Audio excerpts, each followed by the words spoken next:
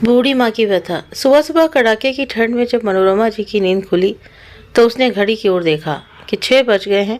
हाय राम, इतनी देर हो गई, कहीं नल ना चला गया हो। यदि नल चला गया होगा तो बहू चिल्ला चिल्ला कर पूरा घर सिर पर उठा लेगी। जैसे तैसे मनोरमा जी बिस्तर से उठी और पानी भरने लगी। पानी भरकर अपने लिए चाय बनाई और कमरे में आकर रजाई में बैठकर चाय पीने लगी। बेटे बहू अभी तक सोए हुए थे। चाय पीते हुए मनोरमा जी सोचने लगी कि जब 4 साल पहले रचना इस घर की बहू बनकर आई थी तो वो कितनी खुश हुई थी कि बहू के रूप में उसे बेटी मिल गई। लेकिन कितनी होशियारी से बहू ने उसके बेटे रमेश और इस घर को छीन लिया और उसे जरा भी आभास न होने दिया। रमेश मनोरमा जी का इकलौता बेटा था। शादी के 8 साल बाद बड़ी ही मान मन्नत कर उसकी सूनी गोद में रमेश को भगवान ने डाला था। बेटे को देख दोनों पति पत्नी की खुशी का कोई ठिकाना ही नहीं था। रमेश जब 4 साल का हो गया तो स्कूल जाने लगा। उसके बाद का वो पहला दिन आज भी मनोरमा जी को याद है, जब वो रमेश को पहले दिन स्कूल छोड़ने गई थी तो वो कितना रोया था। मनोरमा जी का हाथ थामकर आंसुओं से भरी आंखें लिए बोल रहा था, माँ मैं आपके बिना स्कूल में अकेला कैसे रहूँगा। प्लीज़ माँ मुझे छोड़कर मत जाओ, यही मेरे साथ बैठ जाओ। उसकी मासूम सी बातें सुनकर मनोरमा जी उसके गालों को सहलाते हुए बोली, स्कूल में सभी बच्चे माँ को छोड़कर आते हैं बेटा, माँ उसके साथ नहीं बैठ सकती। धीरे धीरे तुम्हें आदत हो जाएगी मेरे लाल। ये सुनते ही रमेश ने मनोरमा जी से लिपट कर कहा, आते होंगे सभी बच्चे, उन्हें उनकी माँ से प्यार नहीं होगा। मैं तो आपसे बहुत प्यार करता हूँ माँ, मैं आपके बिना नहीं रह सकता। जैसे तैसे करके मनोरमा जी उसे बहला फुसलाकर उसकी क्लास में बिठा कर आई थी। धीरे धीरे रमेश को स्कूल जाने की आदत हो गई तो उसका रोना भी बंद हो गया और खुशी खुशी स्कूल जाने लगा। समय बीता, रमेश बड़ा हुआ, उसकी नौकरी लग गई तो मनोरमा जी उसकी शादी के लिए उसके पीछे पड़ गई। रोज रमेश से कहती, जल्दी से शादी कर ले बेटा और मुझे बहू ला दे जो इस घर को खुशियों से भर दे, जिसके आने से घर में और भी रौनक आ जाए। पर रमेश हर बार कोई ना कोई बहाना बनाकर टाल जाता। एक एक कर रमेश अपने माता पिता के लाए हुए हर रिश्ते को इनकार कर देता। एक दिन रमेश के पिता श्यामलाल जी ने पूछ ही लिया, बेटा तुझे कोई लड़की पसंद हो तो हमें बता दे, कई फालतू में हम बहू ढूंढने के लिए परेशान हो रहे हों। तो रमेश ने धीरे से अपनी माँ के पास बैठते हुए कहा, माँ एक लड़की है रचना, मेरे साथ कॉलेज में पढ़ती थी, अभी वो एक स्कूल में टीचर है। मैं उसे बहुत पसंद करता हूँ और वो भी मुझे बहुत पसंद करती है। तो मनोरमा जी ने पूछा, दिखने में कैसी है? तो रमेश बोला, बहुत खूबसूरत है माँ। आज पहली बार मनोरमा जी के मन में ये बात चुभी क्योंकि आज तक उसके बेटे ने कभी उससे कोई बात ना छुपाई थी। खैर जल्दी मनोरमा जी और श्यामलाल जी रचना और उसके घर वालों से मिले और दोनों का रिश्ता तय हो गया। जल्दी रचना मनोरमा जी के घर की बहू बनकर आ गई। बहू आने के बाद मनोरमा जी बहुत खुश थी। रचना जल्दी घर को अच्छी तरह संभाल लिया था। दोनों सास बहू मिलकर काम कर लेती थी। सबका जीवन बड़े ही अच्छे से कट रहा था। शादी के बाद रचना ने एक प्यारी सी बेटी को जन्म दिया तो मनोरमा जी और श्यामलाल जी की खुशी का तो कोई ठिकाना ही नहीं था। वो पूरे दिन अपनी पोती के साथ खेलते खुश रहते। पर अचानक से एक दिन हार्ट अटैक से मनोरमा जी के पति श्यामलाल जी की मौत हो गई। पूरे परिवार पर जैसे दुखों का पहाड़ ही टूट पड़ा। बेटे बहू और पोती के मुंह में अंधी मनोरमा जी अपने पति को समय देना ही भूल गई थी। उसे पता न था कि इतनी जल्दी ही श्यामलाल जी उसका साथ छोड़कर चले जाएंगे।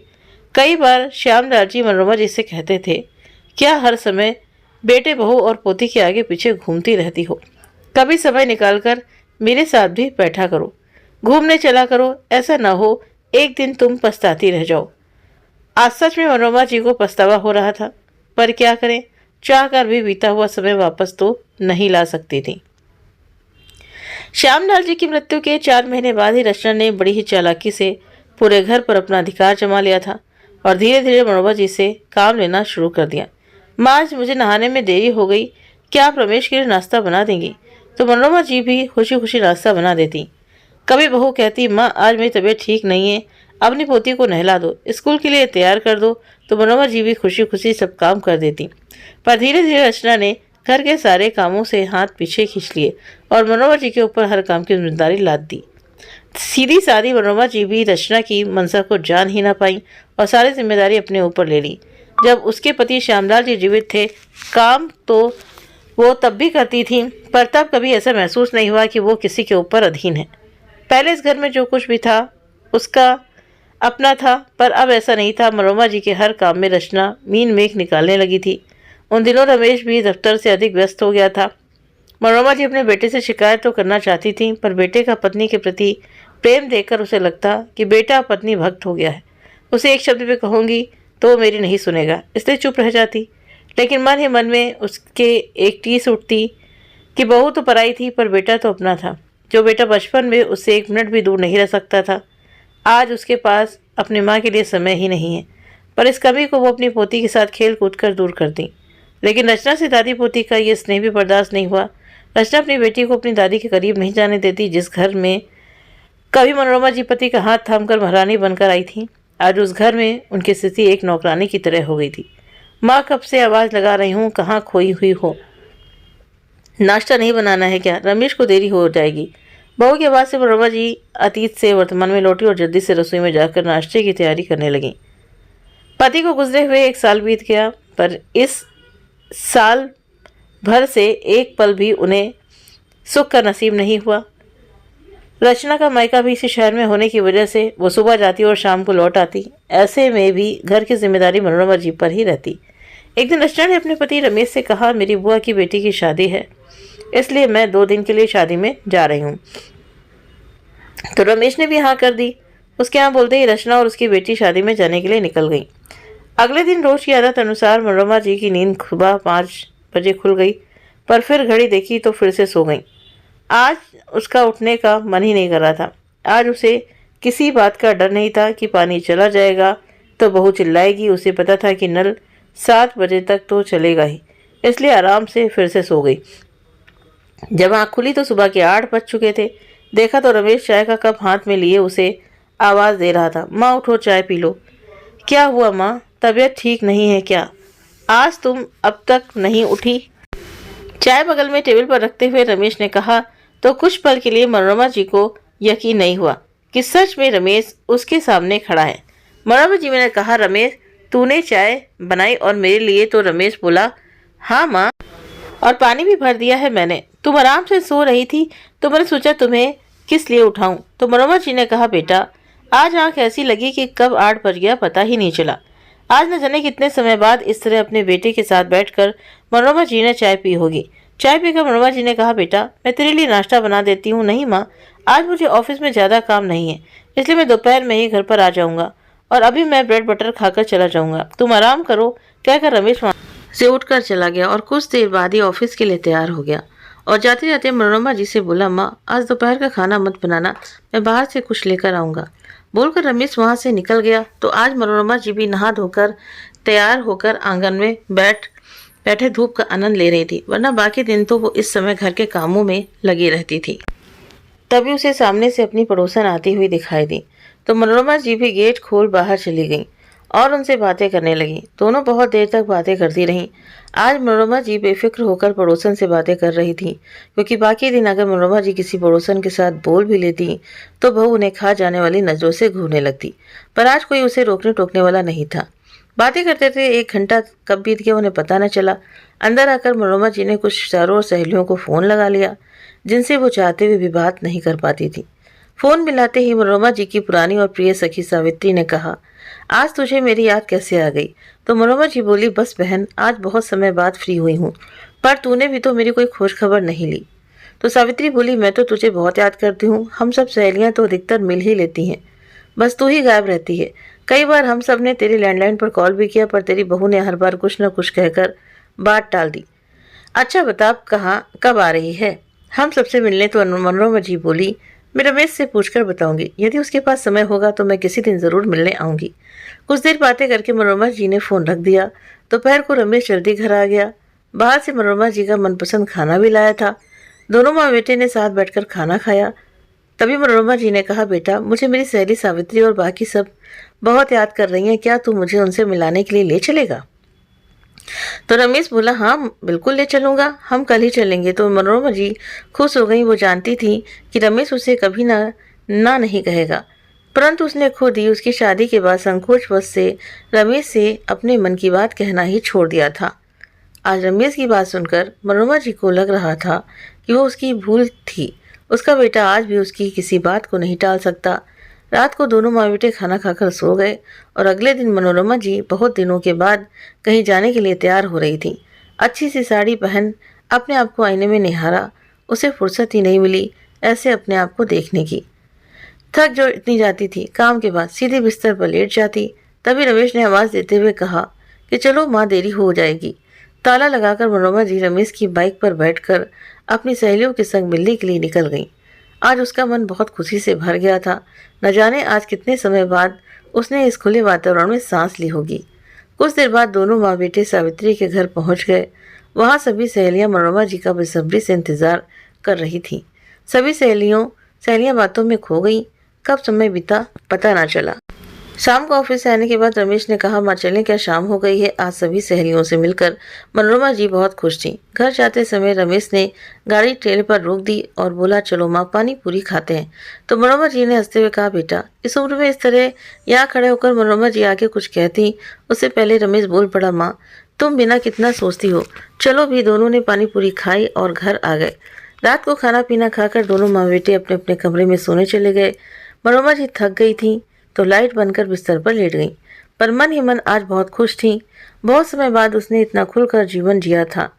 तभी रमेश ने आवाज़ दी, माँ सो गई क्या? नहीं बेटा, नींद नहीं आई है, आजा अंदर आजा। तो रमेश अंदर आ गया और मनोरमा जी के पैरों के पास बैठते हुए बोला, आज तुम बहुत थक गई होगी ना माँ? तो मनोरमा जी बोली, हाँ थक तो गई हूँ बेटा, पर आज मैं बहुत खुश हूँ। आज बहुत समय बाद मेरी सहेलियों से मिलकर मुझे बहुत अच्छा लग रहा है। तूने मेरी इच्छा पूरी कर दी बेटा। कब से मिलने का सोच रही थी? तो रमेश बोला, माँ सच कहूँ मुझे भी उन सबसे मिलकर अच्छा लगा। जो उन लोगों से प्रेम और अपनापन है वो आज के लोगों में कहाँ। लेकिन क्या करें माँ, अपनी व्यस्तताओं के कारण हम अपने ही दायरे में सीमित होकर रह जाते हैं। पर माँ ऐसा क्यों होता है, जिन्हें हम बहुत प्रेम करते हैं उन्हें चाह कर भी समय नहीं दे पाते। कहते कहते रमेश मायूस हो गया। तो मनोरमा जी बोली, क्या हुआ बेटा? असली चीज़ है इंसान का मन। यदि इंसान के मन में प्रेम और अपनापन है तो ये महत्वपूर्ण नहीं कि उसे हर समय व्यक्त किया जाए। रमेश ने गहरी सांस ली और बोला, माँ। वो कहते कहते रमेश रुक गया। लेकिन मनोरमा जी अपने बेटे के चेहरे के भाव स्पष्ट रूप से पढ़ पा रही थी कि वो क्या कहना चाहता है। रचना का बेरुखी भरा व्यवहार उससे छिपा नहीं था, पर यह भी तो सच है कि खुद उसी ने बचपन से रमेश को सिखाया था कि बेटा, किसी भी प्रकार के तनावपूर्ण वातावरण को दूर करने के लिए यदि थोड़ा सहन भी करना पड़े तो कर लेना चाहिए। आज रमेश के व्यवहार और बातों से मनोरमा जी इतना समझ गई थी कि उसका बेटा नहीं बदला। आज भी उसके लिए अपनी माँ के मन में वही प्यार और स्नेह है जो बचपन में था। तमाम कोशिशों के बाद भी रचना रमेश के मन से माँ का प्रेम कम नहीं कर पाई। अपने बेटे की बेबसी देखकर मनोरमा जी का मन भर आया। उसने रमेश के सिर पर हाथ फेरते हुए कहा, जा बेटा, जाकर सो जा, सुबह रचना को स्टेशन लेने भी जाना है। तो रमेश बोला, माँ कोई कितनी भी कोशिश कर ले पर तुम्हारे बेटे को कोई बदल नहीं पाएगा, वो सदा तुम्हारा बेटा ही रहेगा। ये कहकर रमेश वहाँ से चला गया। घर में माँ के साथ हो रहे व्यवहार से रमेश अनजान न था, बस वो मजबूर था, इसलिए कुछ शब्दों में वो अपने मन की बात कह गया। रमेश के कमरे में जाने के बाद मनोरमा जी की आंखों में आंसू भर आए, लेकिन आज ये आंसू किसी दुख या लाचारी के नहीं बल्कि खुशी के आंसू थे। वो सोच रही थी कि उसका बेटा उसे दूर हो गया है, बदल गया है, बहू का गुलाम बन गया है। लेकिन उसकी ये सोच गलत साबित हुई। अब उसे रमेश से कोई शिकायत नहीं थी। वो जान गई थी कि उसका बेटा बस लाचार है। उधर कमरे में रमेश भी बेचैन था। आज उसने बहुत समय बाद अपनी माँ को इतना खुश देखा था। मन ही मन उसने कुछ निर्णय लिया और ये ठान लिया कि अब से माँ अपनी मर्जी से जिएगी, खुलकर आज़ादी से जिएगी। अगले दिन रचना लौट आई। सभी डाइनिंग टेबल पर नाश्ता कर रहे थे। तभी रमेश ने रचना से कहा, रचना मेरा प्रमोशन हो गया है, सैलरी दोगुनी हो गई है। अब मैं सोच रहा हूँ घर के कामों के लिए एक काम वाली बाई रख लेते हैं। माँ और तुम दोनों ने बहुत काम कर लिया, अब हम सक्षम हैं। ये सुन रचना ने भी हाँ कर दी। तभी रमेश ने मनोरमा जी से कहा, माँ अब तुम्हारा जो भी मन करे तुम वो करो, खुल कर जियो, जिससे बातें करनी हो करो, जहाँ जाना है जाओ। ये सुन रचना ने कहा, पर रमेश। माँ आगे रचना कुछ कहती इससे पहले ही रमेश ने कहा, रचना माँ को भी अपने हिसाब से ज़िंदगी जीने का पूरा हक है, इसलिए प्लीज़ आप बीच में ना बोलें, मुझे कोई बहस नहीं चाहिए। तो रचना भी चुप हो गई, क्योंकि इससे पहले रमेश ने कभी उसके साथ ऐसे बात नहीं की थी। इसलिए रमेश का गुस्सा देखकर आज वो हैरान थी कि आज रमेश को न जाने क्या हो गया जो ऐसी बातें कर रहा है। खैर जो भी था, पर आज रमेश के सामने उसकी जुबान ना खुली।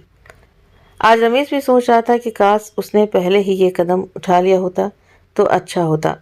मनोरमा जी भी खुश थीं कि अब वो आज़ादी से जिएंगी।